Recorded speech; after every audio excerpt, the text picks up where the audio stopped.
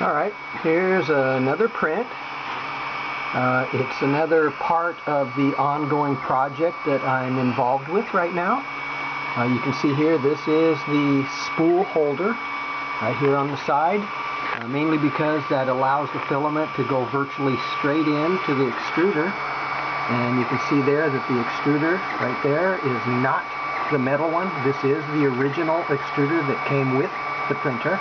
If there's ever any issues with the arm or lever right there, just replace it. It's like, you know, $3, 5 minutes, and you're back to printing.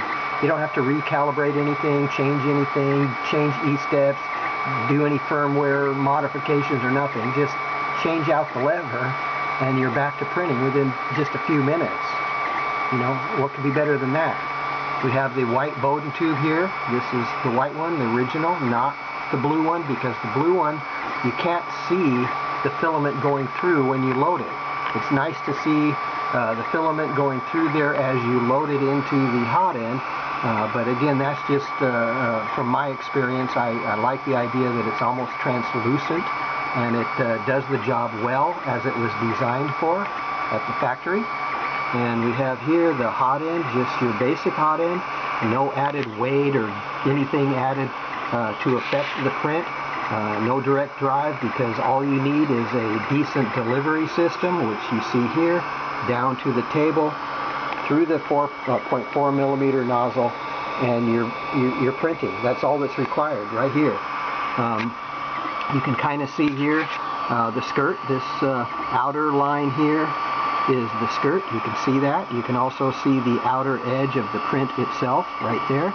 And the reason I use blue tape is many more reasons than anybody indicates or think it's used for.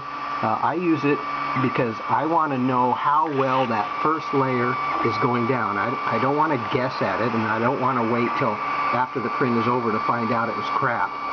So in this case, what we're looking at is the very first layer, and you can assume that that first layer, when you get it off the bed, will be nice and clean, no ridges or lines or gaps or anything like that. But the advantage of the blue tape, one of the advantage of many, is that you can see for yourself that it's almost translucent. Right there, you can see the contrast in color. The blue shows a contrast in color with the filament, and it's almost, again, translucent, showing that the thickness and the location of the first layer is perfect. Okay, it's going down great. And using the tape also, removing any prints at all, is simple, it's easy. It hardly uses my efforts at all. Again, that's just improvements or advances that I wanted for when I print, because I do print all the time, and I don't want to deal with having to remove the print, heat the bed, or cool the bed. Because you can see here, it's a non-heated bed. The set point for the heat for the bed is 0. That's the set point. Because when I do it like this, I don't have to heat the bed. I never have. And I found that that saves a lot of problems, because I don't have to deal with warping or heating it or cooling it or dealing with any of that. Like, what temperature should I set the bed to support, to enforce adhesion? You don't have to do it at all. Just make sure that you have a known to be flat surface. This is known to be flat. It's a mere tile cut to size. So as you can see, the reflection is perfect. It doesn't look like a clown mirror. All right, it's flat all the way across, from corner to corner, side to side, front to back. And once you have that, once you have a known to be flat surface, all you have to do is properly tram the bed. Okay, you don't need any electronic gizmo to compensate, you know, for any highs or lows, because there just isn't any. So the electronic gizmo would just be useless, not do anything at all. So if your printer has a compensating thing here, make sure that you have the Z stop switch right there. That's your Z stop switch for 0. That zero's the Z, okay? You have another switch on the back there, and you have another switch for the X right there. It's just your basic printer, X, Y, Z, okay? 1, 2, 3. This is what I use to tram the bed. It's old school. It works. It always has. I don't have a feeler gauge or anything like that. And people are saying, well, how do you know how much resistance? It's practice. You learn what the resistance is, you run a print. If it doesn't work, you retram and feel the resistance again. It's like learning to ride a bike. Once you've figured it out, you just ride the bike. All right, so figure out what the proper resistance is for your printer using the Paper Feeler Gage. Again, it takes practice. It takes a method to master the tramming skill. Once you've mastered it, you just repeat it over and over and over. And it doesn't need an electronic gizmo. Use your own touch. Use the human touch. That's all you got to do. And you can see here there's no raft, no brim, no messy glue stick to rub on there and to clean off and to wait for it to dry, and all the mess that comes up with putting glue stick down. I mean, you can if you want. It's up to you. You're the user. It's your printer. All right, this is what I do, and I've done this for 3.5, almost 4 years, and 3,500 STL files on 4 printers. So all my printers are set up exactly identical, exactly as you see here. Because when I print on one printer, it's like printing on them all. Okay, so if I have a multi-part print and I want to use all of my printers, since they print identically, then all the parts will fit together as if it was printed on one printer. It's like basic. All right, so there you go. This is how my printer's set up.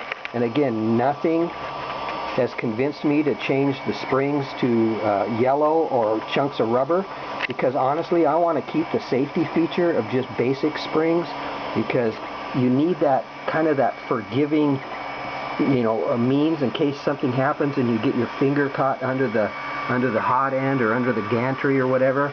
I'm pretty sure Creality wanted that safety feature so that nobody pinches themselves and goes back and sues Creality for a poor design. Because these work. They're working right now, right as we speak. As I'm doing this video, you can see there's nothing about the springs that are causing the print to fail. Nothing. All right? So when this print is done, what do? Remove the build surface. Take it away from the carriage.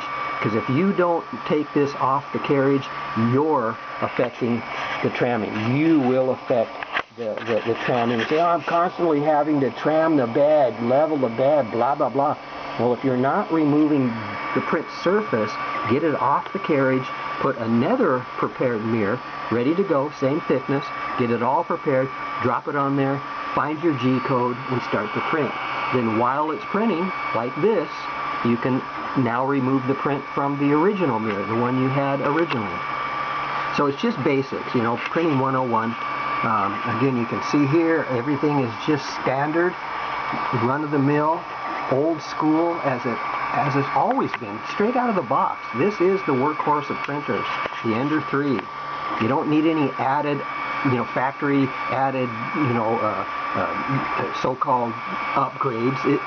You don't need to, because I don't think any of these so-called upgrades, including direct drive, including, the shroud remodified or whatever, is going to improve on this. I don't see how it would. I don't see how anything added can improve on what this printer is doing right now.